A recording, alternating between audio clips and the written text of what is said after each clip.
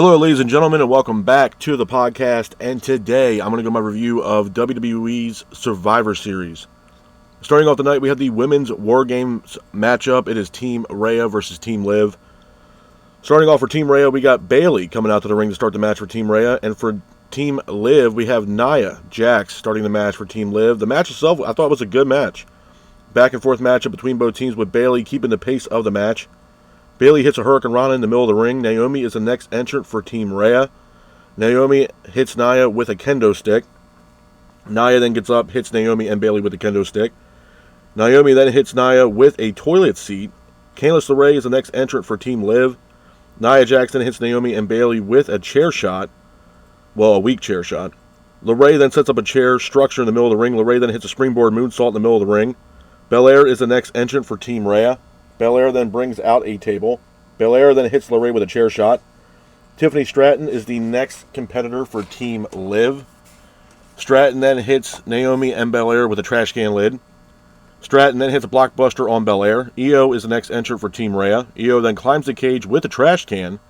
Io then hits Tiffany with a chair shot. Raquel then is the next entrant for Team Liv. Raquel hits a fall-away slam on Io into the cage wall. Raquel and Nia Jax hit a powerbomb. Rhea is the final entrant for her team. Stratton then hits Rhea with the toilet seat. Naomi then hits a rear view on Raquel and Nia Jax. Liv then is the final entrant for her team, but Liv looks hesitant to come out to the ring. Liv goes to the back and grabs a bat. She comes out to the ring. Match officially begins. Rhea then takes off her mask. Liv then hits Rhea with the bat. Liv then brings out handcuffs. Liv then hits a code breaker on Naomi. Io and Tiffany then climb the cage. Io then puts a trash can on herself. Io then hits a moonsault off the cage, and Tiffany Stratton hits a swanton off the cage the same time Io hits her moonsault. Stratton then brings out the briefcase. Looks like she was going to cash in. Io then hits Tiffany, and Io then with a Frankensteiner.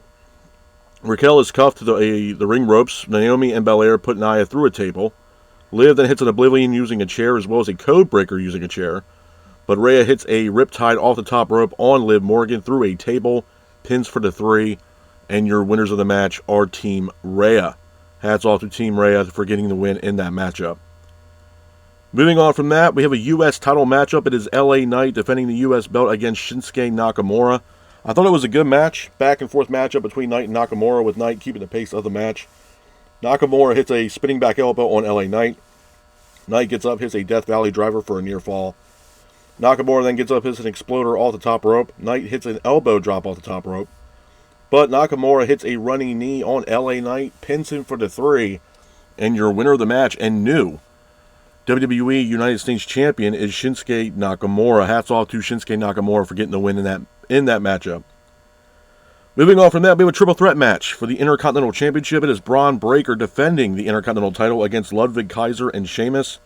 I thought it was a good match, man. It was a back and forth matchup between Kaiser, Breaker, and Sheamus, with Breaker keeping the pace of the match. Breaker then hits a jumping shoulder tackle, taking out Ludwig Kaiser. Sheamus then hits a power slam. Breaker then hits a clothesline off the apron, sending Sheamus and Ludwig Kaiser over the announce table. Kaiser then has a shillelagh. He ends up hitting Sheamus with a shillelagh. Braun and Sheamus both exchange in the middle of the ring, with Sheamus hitting a Celtic cross for a near fall. Breaker then hits a Frankensteiner off the top rope on Sheamus. Sheamus gets up, hits a bro kick for a near fall. Kaiser then hits Sheamus with a shillelagh. Kaiser then hits a Death Valley driver in the middle of the ring. Breaker then hits a spear on Ludwig and on Sheamus. Pins for the 3, and your winner of the match and still WWE Intercontinental Champion is Braun Breaker. Hats off to Braun Breaker for getting the win in this matchup. Moving on from that, we go into our next match of the night. Is a World Heavyweight Championship matchup. It is Gunther defending the World Heavyweight title against Damian Priest. I thought it was a good match. Back and forth matchup between Gunther and Priest, with Priest keeping the pace of the match.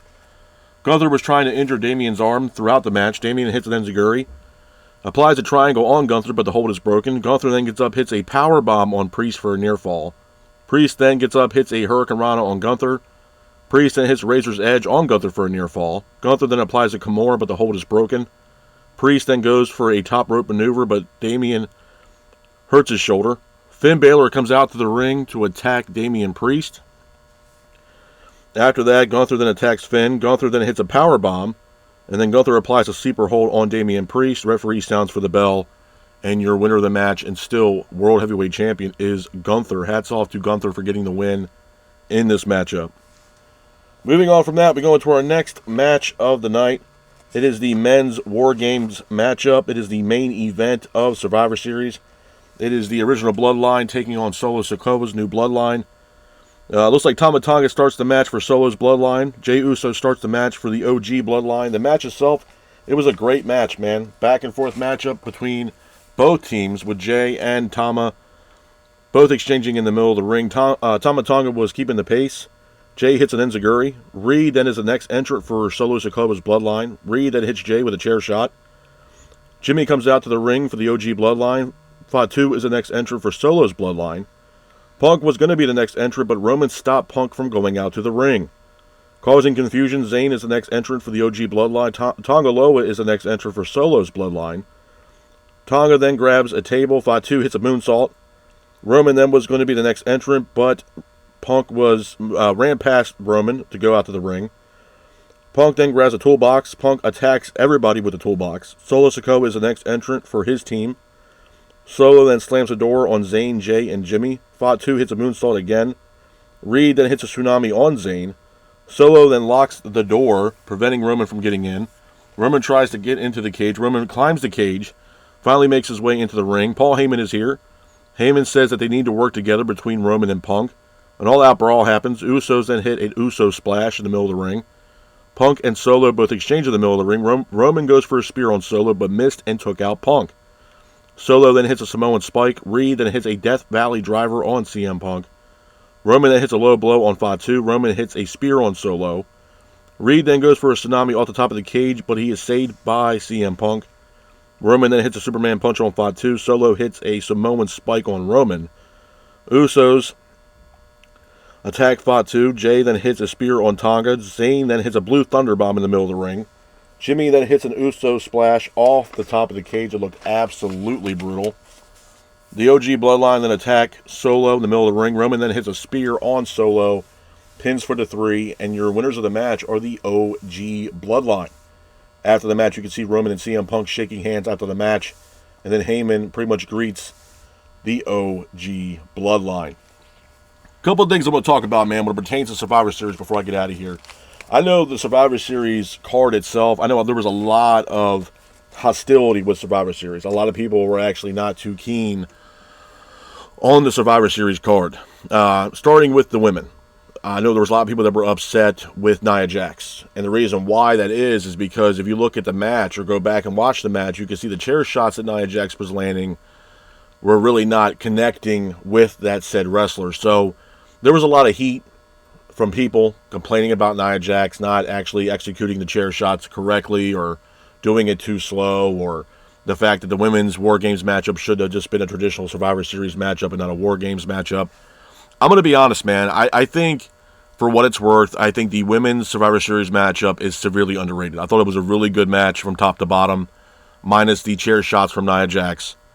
But it was a solid match, man. I mean, if you look at when Rhea came out to the ring, she had a new mask on. The mask looked absolutely awesome. And, you know, there was story in this match. I mean, obviously the story there is between Rhea and Liv Morgan and Raquel. But there was story in this matchup. And you had the best female talent on the roster a part of this matchup. And I think the women delivered, to be honest with you. I really did. I had no qualms about this matchup, besides maybe the lackadaisical chair shots from Nia Jax. But I think Nia held her own. I do. I was surprised that Nia actually started the match for her team. But, you know, a lot of people hating on the whole, you know, oh, it shouldn't have been just a traditional War Game, Survivor Series matchup, not a War Games matchup. Look, man, I thought those ladies tore the house down. I'm not going to sit here and say that the women's War Games matchup was the match of the night. I'm not going to say that. But did it disappoint? No. I mean, if you look at some of the spots in that matchup, man, when Io walks up the cage with that trash can, and you see Stratton on the other side climbing up the cage, and they're both looking at each other from across the cage, and Io puts that trash can on herself, and then Io hits a moonsault at the same time that Tiffany Stratton hits a swanton, was absolutely incredible. You know, Rhea hitting the riptide off the top rope, landing, throwing Liv into a table to get the pinfall. It was awesome, man. I thought the match was really good. I don't think it disappointed. I think for people out there that says the match was awful, I really don't know what you were watching, man. I think you're just nitpicking at things, just to nitpick at things, to be honest with you. I think the match was good. Like I said, like I mentioned earlier, the Nia Jax chair shots were a little lackadaisical. I feel like she really didn't put a lot of effort into those chair shots, but I'm not going to discredit all the women a part of that matchup. I think the War Games matchup from top to bottom for the women was solid. I think it was a great way to start the show, and I think they did a hell of a job with the women's War Games matchup, to be honest with you. The other thing I want to talk about, obviously, is LA Knight and Shinsuke Nakamura. Now, this was a decision, if I'm being, 100% honest with y'all, I didn't like the decision. I didn't like the fact that Nakamura has literally been back for maybe like a sip of coffee, and here he is now U.S. champion when he hasn't really done anything to grant himself a U.S. title opportunity. He hasn't had any matches, man. He had one match with Andrade, and then here we have LA Knight defending the belt against Shinsuke Nakamura when Nakamura just came back a couple weeks ago, and the only match that I believe that he's had on television is Andrade. And then we get to Survivor Series where LA Knight defends the U.S. title against Shinsuke Nakamura, and then LA Knight drops the belt. That I didn't agree with, to be honest with you. I really did not. To be honest with you, I would have put Andrade in that spot. Maybe if not Carmelo Hayes. Made it a triple threat. I don't know. But I think Nakamura needed some more matches on his belt before he actually requested a title opportunity or a matchup against LA Knight for the U.S. title, in my honest opinion. With that being said, do I think LA Knight is going to be chasing Nakamura for the U.S. belt? Absolutely. And we'll probably find out more information about that when it pertains to Friday Night SmackDown.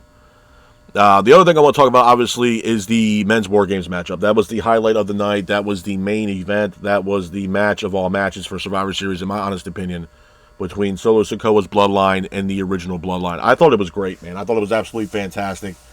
There was a lot of things, and I told you guys this before, man. There's levels to this shit, to be honest with you, where, if you look at the match for the men's War Games matchup, I mean, they're starting to put pieces together to build storylines for other PLEs or build towards Royal Rumble or Elimination Chamber or WrestleMania. I mean, that's still slowly starting to happen.